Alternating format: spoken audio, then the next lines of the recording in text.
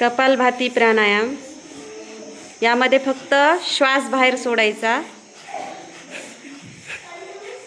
पोट हे पूर्णतः आतमध्ये गेलं पाहिजे।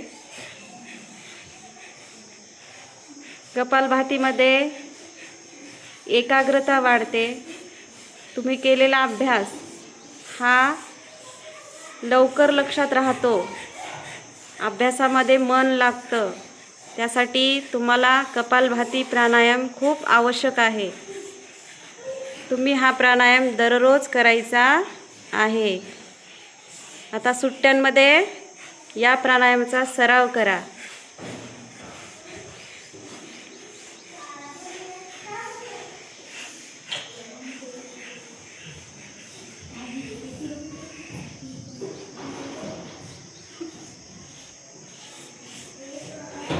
श्वास बाहेर सोडा।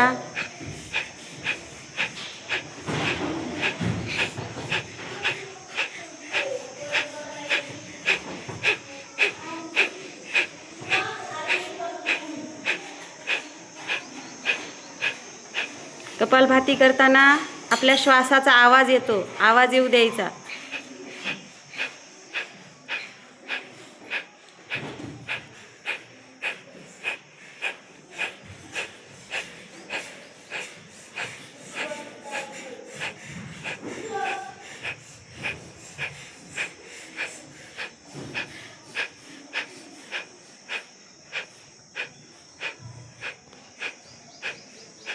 तोंड बंद ठेवायचं।